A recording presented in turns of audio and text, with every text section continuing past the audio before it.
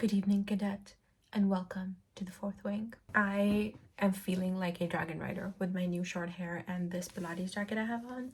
Yes, let's address the elephant in the room first. I did cut my hair. I know it looks great. I know. And today our thing is going to be the Fourth Wing review. Am I late? Yes. This book has been talked about for a year at least, and now there's 2 more books out. It's a trilogy already. I just got around to it recently, and I have thoughts. I will say, when I saw that this book had like 3 million Goodreads reviews and 2.1 million of those 3 million were 5 stars, straight up 5 stars, I was like, this is about to be mind blowing. But when I read it, I was like, wait, did we read the same book? Like, this is what everybody was so hyped up about? I don't know, like, it just didn't, the math wasn't mathing to me for a variety of reasons, and let's discuss them now. I'm gonna preface this whole video by saying this is my opinion. If you don't agree, that's great. I'm glad you enjoyed the book. Maybe watch the review of someone who also enjoyed it.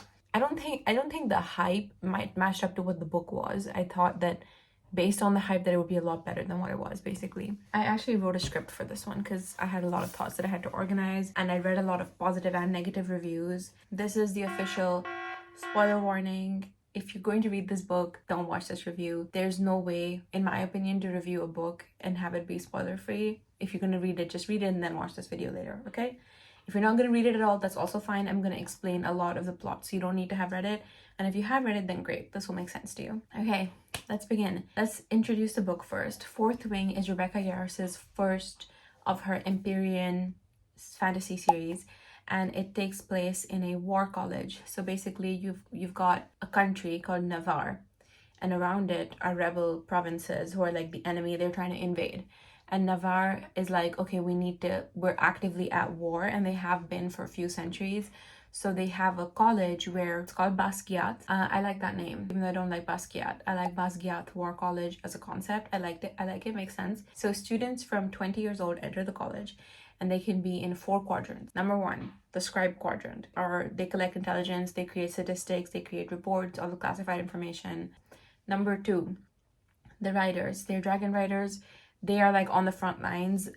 Each rider has a personal dragon that's paired with them, and they work together, and they're super powerful, super cutthroat, and it's very hard to be in the riders quadrant. There's risks to your life every day in this one. Then there's the medics.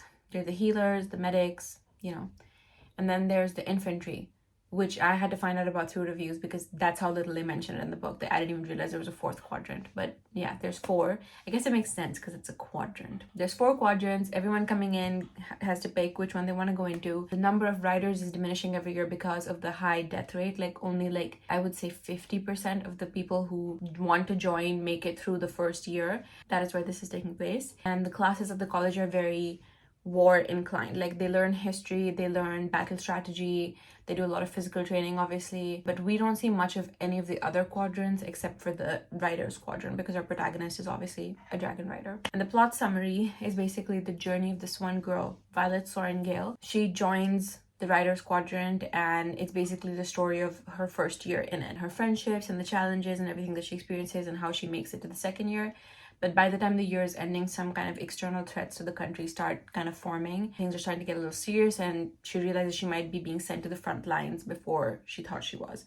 So that's the plot. Okay, now the characters. We'll start with the main character, Violet, or Violence, which I think is such a cute nickname for Violet, honestly. So Violet is the daughter of a scribe and a general, and she's the youngest of 3 siblings. She has an older sister and an older brother, and her older brother and her father have passed away at the start of the book. Violet was more like her dad. She was very close to him, and she was kind of raised to go into the scribe quadrant, while her older 2 siblings were raised to be writers, and they were writers like their mom. Their mom runs the whole college, is the general of the army of actual Navarre, all that. She's super higher up, and her dad was a higher up in the scribe quadrant. Now, at the start of the book, Violet's about to go into the writers quadrant, and she has to pass a bunch of initiation tasks to make it there, and then there's a bunch of challenges she has to do, and then she has to bond with a dragon, and only then can she be a writer. And if she doesn't do any of that, then she basically will die. So that's where the book starts off. Her older sister Mira, who is a lieutenant, I think, in the actual army as a dragon rider, comes back to the college and kind of helps her and gives her some tips and tricks for the initiation process, and she helps her as much as she can basically. But her mom doesn't really care if she lives or dies. She kind of views her as any other cadet, and she's way more interested in being the general and her duties there, and she sees herself as only that. So the fact that her mother is the general of the army and her sister's a lieutenant, her brother Brennan died a war hero, basically means that she has very big shoes to fill. But the reason these shoes are extra big is because her whole life she thought she was going to be a scribe. She was never going to be a writer, and now she's in the writer's quadrant. She's obviously very smart because she's raised as a scribe, right? So she spent a lot of time in the library with her dad, who was an academic.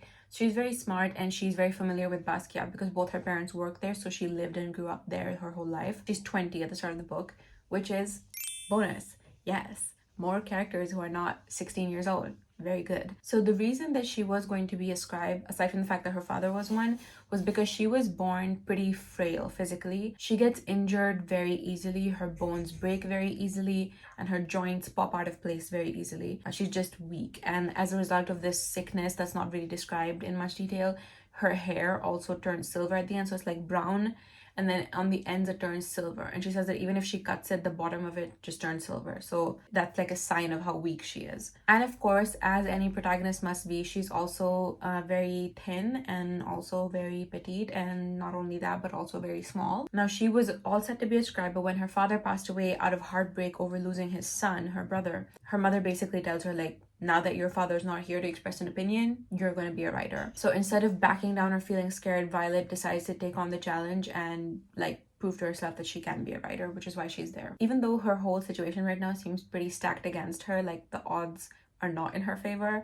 she overcomes pretty much all the challenges attached to her physical problems or her just general weakness and unpreparedness for the writer's quadrant with relative ease, either through cheating or through the help of others. From what I gathered from both my reading, my thoughts, and also the reviews, her health issues are meant to represent chronic illness or at least chronic pain, though her issues never really come up in a way that really hinder her from doing much. When she finally somehow makes it through the first set of challenges, she comes across her main problem, which is getting onto her dragon. She's far too petite to climb onto a dragon and to stay on a dragon, also because you need a lot of muscle to be able to hold your seat. Basically, she gets a saddle, and that's how she's able to stay in on her dragon and climb onto him very easily.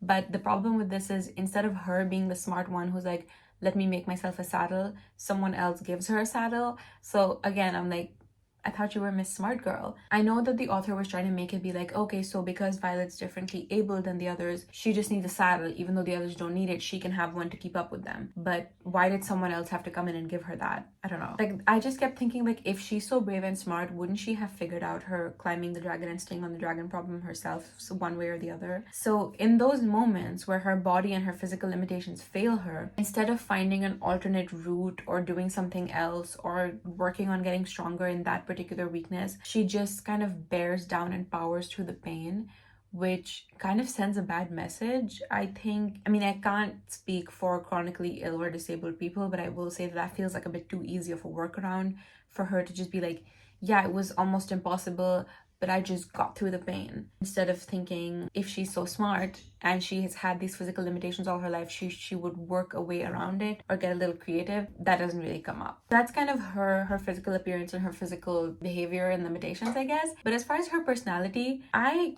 honestly can't say how I would describe her to you. She's compassionate and quite empathetic, more so than other people in the quadrant, but she's also kind of ruthless when she has to be, and she's also supposed to be smart and ruthless, but she stays pretty clueless on a pretty big plot point for the most of the book and just never picks up on anything, which, if you're so smart, then when she's starting off in the writer's quadrant, she's supposed to represent starting a difficult challenge as somebody at a disadvantage on everybody else because of her physical limitations. But she has her brother's old journal, which is full of little hacks and tips and tricks. Like, in one of the challenges, each of the cadets gets paired for duels, and her brother writes down where the pairings are written down so she can like go the night before and find out who her opponent is and exploit their weakness. That's a huge advantage that nobody else has. Then she has her mother's possession, so everyone's kind of scared of her and avoids her because of her last name. And then she has her sister buying her special gear, like special boots and special armor that nobody can harm her to, that saves her life multiple times. So is she really disadvantaged at that point? I don't know. And whatever advantages she has, she doesn't create for herself. Someone else does it for her. So And a lot of the reviews said that what I like about Violet is that she's not overly special. She's not the chosen one. She starts off at a disadvantage. But to me, for the reasons I just said, she does not start off at a disadvantage. In fact, she starts off quite a bit more advantaged than other people might be. She is the chosen one, though. She ends up in that trope anyway. Maybe she has to claw and fight her way extra to the top and train extra, but not in a way that's very different than any other cadet. Like, yes, she's physically weak, but she has to train and fight and exercise the same as they all do to get better. And there's other cadets who actually died. So I feel like fighting your way to the top versus actually dying. It's like, by the way, rest in peace, Liam. I love that guy. But again, like I totally knew that he was going to die because nobody's that nice, you know? Okay, anyway, back to Violet. Sorry, Liam just made me emotional for a second. So Violet starts off with these advantages.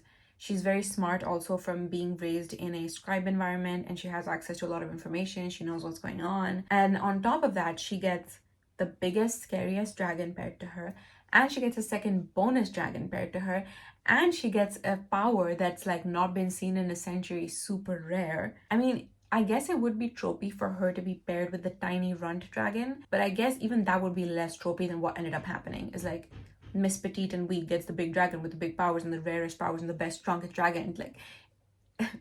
Like, wouldn't it have been more fun for her to have a dragon who was also weak and they together became the best at some point? At least that would have a journey. But she just gets the biggest, baddest dragon. So on top of that, then she starts dating the most powerful wing leader, who is like kind of the leader of their group projects, who's the hot senior angsty tortured guy. And so the reasons that I don't really root for Violet is because I don't have a reason to be invested in her and her journey. Things have been pretty easy for her, all things considered. And I would have liked to see her use her smarts more, as opposed to her problems just being solved by everyone around her. Like someone giving her armor that nobody can get through, and her boyfriend makes her a saddle. Her brother's journal gives her extra information. Like, where exactly was she the strong one in all this? I'm not saying this happened every time. A lot of times she just practiced until she got better at it, and it took her longer than other people, but she did it. But it did happen enough for me to not really care what would happen to her, because I knew she would be fine. Like, nothing really bad would happen to her because the author's too scared to do that. There's also a scene toward the end where she's supposed to be feeling like this huge sense of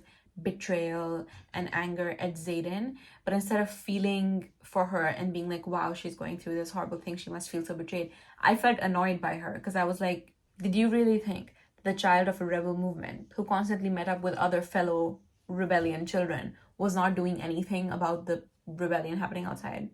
And then, even if it was a surprise, if you're supposed to be the more compassionate and empathetic side, then why did you immediately basically break up with him instead of hearing him out first and understanding his side? If you're so smart, wouldn't a smart person understand the full story before making an emotional decision? I'm just saying. Also, somewhere along the story, I lost track of the reason that Violet was really even there. Like, at first it's like, oh, my mom's making me do this thing. And by the end, it was like, oh, I'm gonna prove them all wrong. And I was like, but your mom wanted you to do it.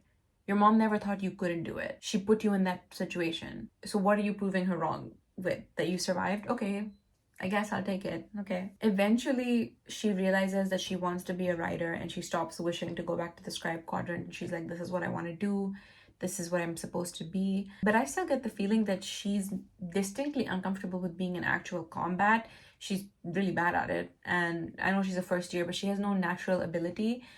The way Xaden shows in the actual conflict scenes. So I feel like she enjoys being in writer school, but I don't see her as a soldier or a warrior really at all, because she's so uncomfortable with hurting people. So it's like, oh, I'm so compassionate, I've never killed anyone, but all my fellow cadets have, but I'm gonna be the most powerful, scary writer, general of the army, da da da da.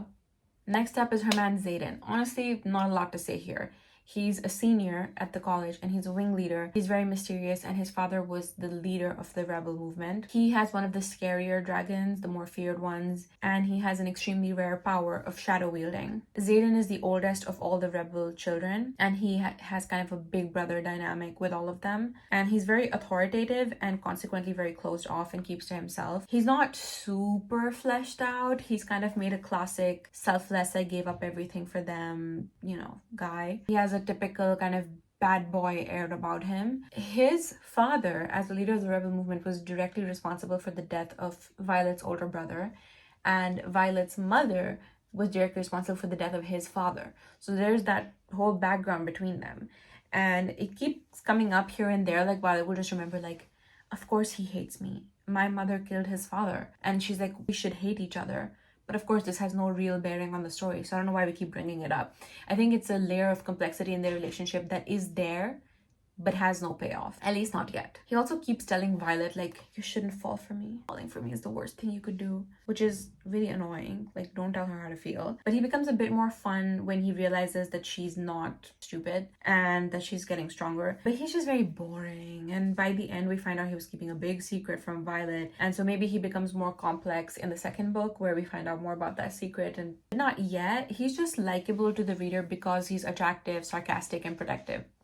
Book boyfriend, you know, Holy Trinity. I mean, that works for him. He is what he is. Then we have General Soren Gale, who is Violet's mom. She's extremely professional, and she cares more about playing her role as a leader of the country's army than her children. And she's basically abandoned her role as a parent now that all her children are older. She's very cutthroat and ruthless and very professional as a dragon rider. That kind of makes me wonder, like, Violet's dad is supposed to be this emotional, academic, books and facts guy, and she's supposed to be big army woman. I'm like, why would she like him? They don't show any kind of soft side to her that might have liked him. And you can say that maybe when he passed away, she lost that soft side of her, but we don't get to know that. That's not mentioned anywhere. And I would have liked to see that relationship a bit more. I just think she lacks depth. Like, she's just there. She doesn't really care about Violet. She doesn't really care about anything to do with her. She's just kind of doing her job. I'd also have liked to see more of her and Violet's dynamic as Violet became a writer and defied expectation. We don't see her much once Violet starts. And she also doesn't like Xaden because he's a child of a rebel and because he's super powerful. There are other characters like Mira, Violet's older sister, and her best friend Rhiannon, but they're generally just likable characters that just make sense. You like them, and they don't add a lot to the plot. Okay, let's talk about the good things. The plot is extremely easy to keep up with. Pretty much whatever you think is going to happen is what happens. And it's fun to read about the journey of this group of kids, you know, from newbies to like slowly becoming proper dragon riders. The side characters are great. And when we get updates on them, like somebody got hurt, somebody died, somebody found out what their secret power is, that part's fun to hear about, like things changing and moving. It makes it feel more real. I love the dragons. Reading about them was super cool. And when the writers would interact with them and touching them and how they would go riding together and they would like do big circle. I like that. And they would like incinerate people. That was cool. I just like dragons. I like that. The dragon, I mean, you got me. You have dragons, you got me. And I am only human, so even though the romance plot was rather uninspired and cookie cutter, the writing is okay. And I was like, I'm a person. I was like, come on, get together already. I was invested. I will say that. So it was satisfying when they were finally like, I like you. And Xaden was like, that's the worst thing you could do. The plot is pretty fast-paced and we flash through weeks of just normal school to like important events that are happening. So it keeps you hooked because you kind of just one thing to the next. And the fact that it's predictable is at least better than it like not making any sense. Things follow a certain pattern. So you know what's going to happen next, but it's better than things happening the wrong way or in a actively bad way. Along with being easy to follow, the plot is also taking place in a very fun setting. It is high fantasy, but it is happening in like a new gen way. Like people have tattoos and piercings and dyed hair and they use modern language, and some readers find this disruptive. And I do too in certain books, but I feel like in this book it works super well. I mean, I was constantly having thoughts of like, well, if they dyed their hair, is bleach real and are hair salons real, and where do they buy hair dye in this environment? It's enough to where the suspension of reality allows for it, and it creates for a fun setting with those fantasy magic elements plus college kids, you know, so I like that. Honestly, the book is not bad. Like, this is not a roast of this book, but I've read a lot of those 5-star reviews to find more stuff for this section, but I could only find people saying, oh, I love Xaden, he's so hot. I love Violet, she's so feisty. Violet doesn't let her barriers stop her, except somebody else takes down the barriers for her. And then everyone was like, I love how Xaden shows love through his actions, and I love how protective he is, and the dragons are so cool, and ooh, I want to go to Basquiat War College. And that's pretty much it. Is people being enamored by the characters in the world. It's a cool world, it's a cool concept, but that's it for the good. Okay, the bad. This is not really bad, it's more the rough. The magic system in this book is very odd. So once you become a writer, you start getting some small signs of power, like you can lock doors and stuff. But then when you get paired with a dragon, then you find out your secret power, which is called a signet power. Is it signet or signet? Signet. So once you're paired with a dragon, the dragon gives you a signet power, but that power depends on you, not the dragon. That I didn't really get, because it's like if like you don't have any magic by yourself. When a dragon gets paired with you, you get magic, but that magic is not bestowed on you by the dragon. It comes from you, but the dragon just helps channel it. And that doesn't make sense, because wouldn't it be the case that the dragon has a power? Like, say the dragon can control water, and I, as a writer, have to be strong enough to channel that power. To me, that would make more sense, that the dragons have powers in varying strengths, and the writer has to be strong enough to be able to bear the weight of that power. Like, to be able to wield it, as opposed to just randomly wielding it because you have a dragon now. I don't know. Secondly, the powers that the writers get once they get paired off with their dragons are kind of all over the place. Sometimes they're elemental and kind of useful. One of Violet's friends has an ice wielding power, and then Rhiannon, her best friend, can like teleport. Liam, the guy who died, has like farsightedness, so he can like see the enemy approaching from really far away. Or the powers reflect who you are. For example, a character called Dane, who works like, he's very pro army, pro Navarre, very not into rebels. He can like read people's memories by like, touching them, so he can like gather intelligence because that's where his interests lie. And Xaden is full of secrets and mysteries, so his power is shadow wielding. And Violet is like, I don't know what Violet is, and she does lightning. Okay, so it feels like the magic system is built around the story and whatever the characters need in that moment, as opposed to having laws of its own, which makes sense because it is hard to create a magic system with laws when the source material that you're making it off of is directly from your imagination. But a powerful and believable magic system has limits, and it has laws that help the reader understand what's happening and places limits on what can happen. This magic system is very anything is possible, which doesn't contrast with the environment, which is very Basquiat, full of tradition. The dragon must accept you, but anything can happen. There's this generational war theme happening, but there's no rules to what can happen. So that contrast doesn't really sit well with me. Now, the concept of a war college was super cool, and something interesting could be done with those coming of age college themes and the life or death military environment vibes. But it's just Hogwarts. Like, the rules are supposed to be strict and cutthroat and honor and glory, whatever, but then everyone's kind of doing whatever and never getting caught. Like, Violet sneaks out for 10 nights in a row, never once gets caught. And it also extends to Violet cheating to win matches. Like, if it's supposed to be honor, respect, if she's cheating to win matches, I feel like that should have been caught and punished more than it was. Is this a strict regimental place that's cutthroat and building an army? Or is it like a lawless, no holds barred Hunger Games kind of thing? You know, it's whatever it's convenient for the characters. So Violet doesn't get caught sneaking out. Violet won't get caught for cheating on her sparring matches. So that's weird. Okay, now we're gonna get into the main issue I have with this book, which is the parallels. I understand that it's hard to be original, especially in a genre that's as popular and becoming quickly saturated as fantasy, specifically romantasy. And some concepts like dragons can only be made so unique when hundreds of pieces of literature exist that dissect all different aspects of them. But that's fine. Let it be some similarities and some taking inspiration and building off of existing ideas. I'm not opposed to it. I don't really have an issue with that. But I'm going to give you examples of the inspiration that I personally noticed and what I saw in reviews as well. And then you tell me what you think. So Violet and Xaden both get paired with a dragon. Their dragons are mated to each other, which means that they cannot be away from each other for more than like 3-ish days. And they have to work together for the rest of their careers, basically. Violet's dragon is male and Xaden's dragon is a female. They are the most feared and powerful dragons, and they're mated to each other. And Violet has a boy dragon, Xaden has a girl dragon. Their dragons are in love, and eventually the writers also fall in love. So I haven't read Eragon, but when I was telling my boyfriend about Fourth Wing, he told me that this happens in Eragon too, where like the main character's love interest has a boy dragon and he has a girl dragon, and they're a mated pair, and then they also fall in love. I'm just saying. And then the Hunger Games.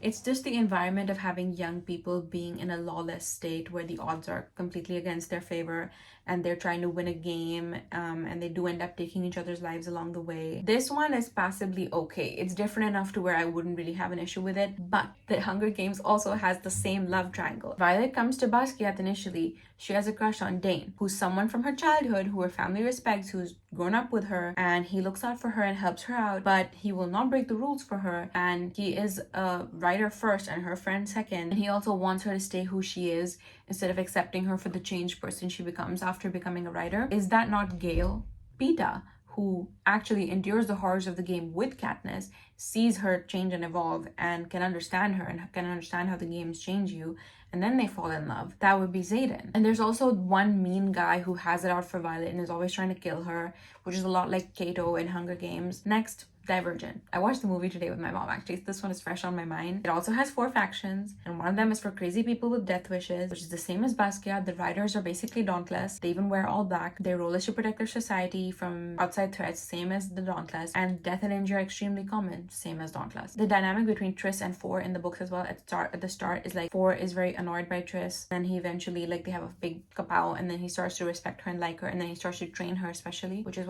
exactly what happens with Violet and Xaden when they first meet. Okay, the Maasverse. This is a big one. Now, I'm a Sarah J. Maas fan. I love her books, and I think that if you don't love them, then you're allergic to fun. I'm a bit biased because of this, but I'm not obsessed with Rhys-Ann calling him Shadow Daddy obsessed. I just like her stories.